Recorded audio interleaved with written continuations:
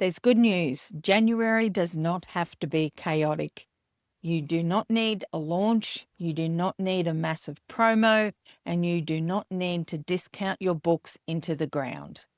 In fact, some of the calmest and most profitable sales I see happen in January when authors stop pushing and start repeating what already works.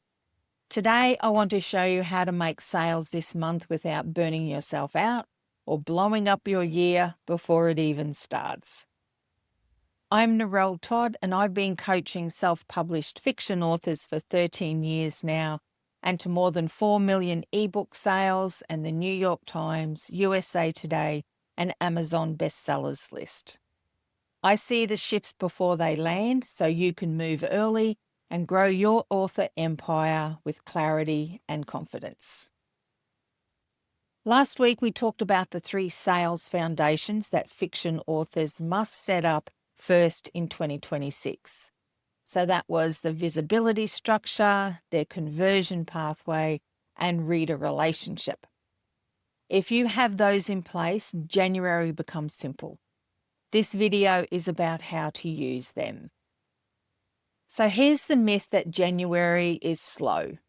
Readers are broke, that no one is buying books, everyone's tapped out from spending money on the holidays. What is actually true is this. January punishes chaos and rewards preparation.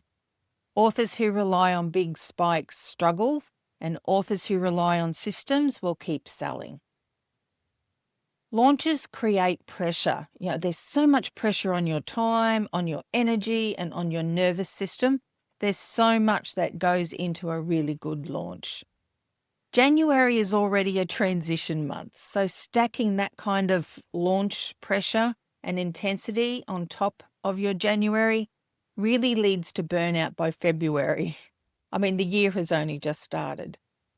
Sales do not require intensity. They require clarity and repetition. So instead of focusing on launching, I want you to focus on these 3 calm levers. Firstly, we have your backlist. So your backlist is your greatest asset. You do not need something new to sell books. What you need is readers moving through what already exists. So in January, focus on these things. Improving your series read-through, making book 1 the hero, and ensuring your back matter points clearly to the next step. Small improvements like these really compound fast. So here's an example for improving your series read-through. One author realized readers were stalling after book 2. Instead of chasing more traffic, she focused on momentum inside the series. Here's what she did. She added a short previously in the series opener to book 2 and 3. She tightened the opening chapters to re-anchor the stakes and the characters, and she removed unnecessary recap dumps that slowed her pacing. So why did this work? Well, readers are far more likely to continue when re-entry is easy and the story accelerates early. This increases read-through without new marketing. Here's another example, this one about making book 1 the hero or heroine. So another author stopped treating book 1 as just the first book and rebuilt it as the primary sales engine. Here's what she did. She rewrote the book 1 description to focus on transformation rather than giving it a plot outline. Updated the opening chapter to hit emotional stakes faster, and ensured book 1 delivered a complete emotional payoff, not just the setup. So why did this work? Well, readers buy series because of how book 1 makes them feel. A strong emotional close increases trust and drives continuation. Another example I'd like to give you is an author who had a look at her back matter and made sure that it pointed to the next steps.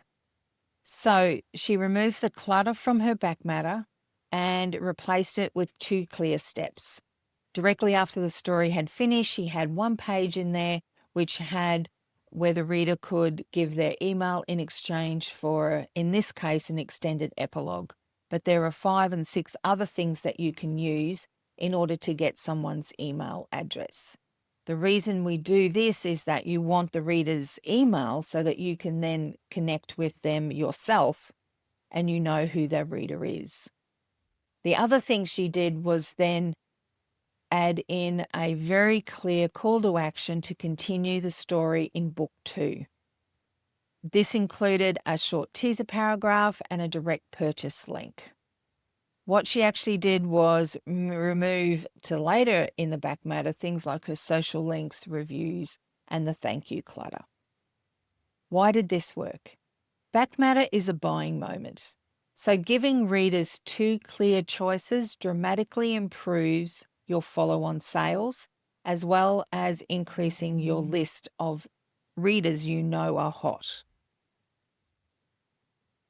Let's have a look at our second lever, which is email rather than social. So email converts better than social when it comes to book sales. So the data is quite clear on that.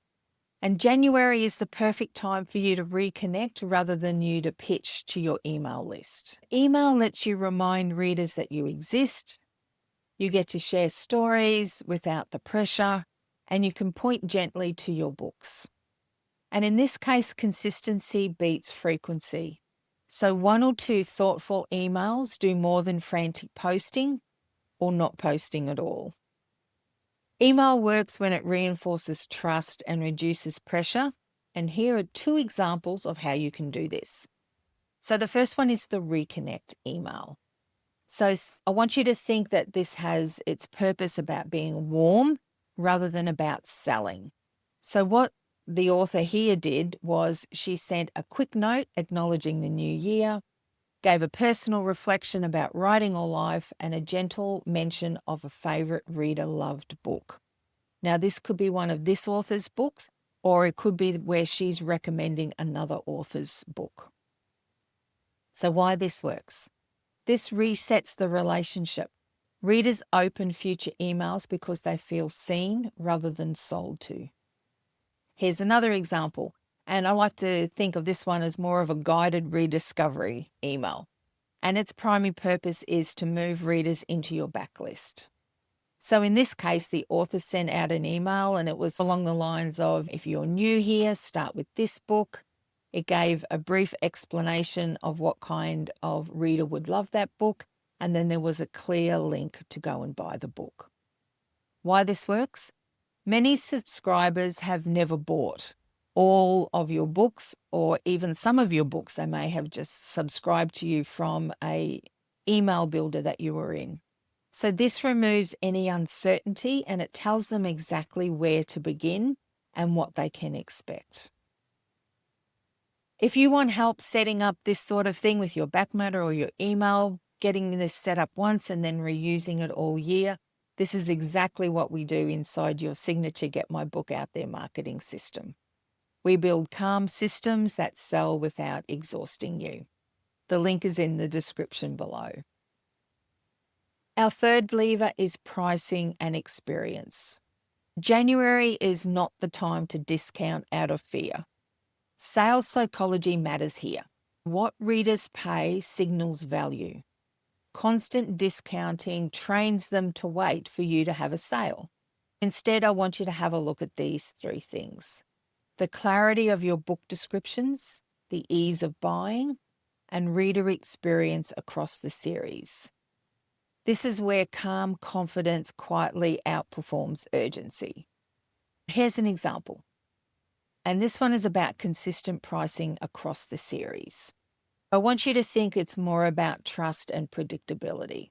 What the author did here was they stopped rotating discounts across the book.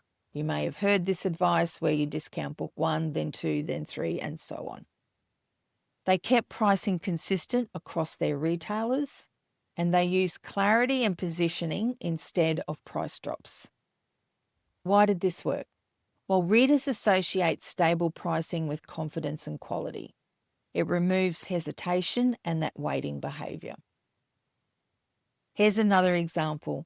And this one is ease over excitement. What the author did here was they ensured all series books were clearly numbered everywhere, including their website. The covers matched and the branding was really tight. And they made their series order unmistakable on both the product pages, on their website, in their social media, everywhere you knew what the order was. Why this works? When readers do not have time to think, they buy more. So ease actually increases completion. If they know that the next book is this one, they know that they can buy it and they can do that quickly. Those are the three levers, but how do they work together? Because we do like our system to be complete. This is really important. None of these actually work in isolation. Yes, you can change your book blurb, you can change your cover, you can change your back matter, but if you're not doing it as a complete system, it's actually not going to perform as well as it could. So your pricing supports your positioning, your email supports your backlist, your reader experience supports repeat sales. This is why systems outperform big pushes. None of these rely on launches or discounts or social media pressure or algorithm chasing.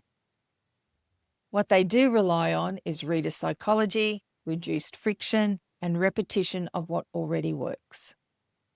These are the kind of changes that quietly increase sales in January and compound all year. Many authors worry that they're not doing enough, but January is not about doing more. What it is about doing things on purpose. When you repeat what works, sales become steadier and less emotional. So what can you do this week to help your January sales? This week, I want you to keep it simple.